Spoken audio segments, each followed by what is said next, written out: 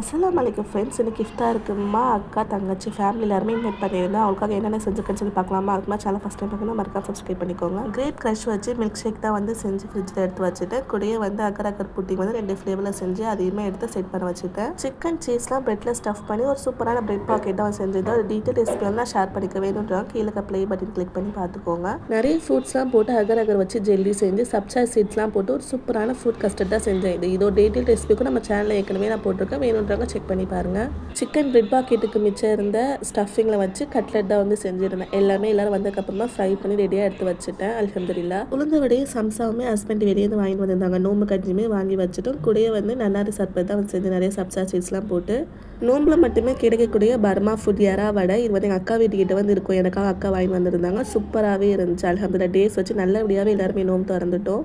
ரொம்ப நாள் கழிச்சு இந்த ரமலானுடைய மாதத்தில் நாங்கள் எல்லாருமே சேர்ந்து ஒன்றா நோம்பு திறந்துருக்கோம். ரொம்பவே மனநிறைவாக இருந்துச்சு. அல்ஹம்துலில்லாஹ். எல்லா புகழும் இறைவனுக்கு.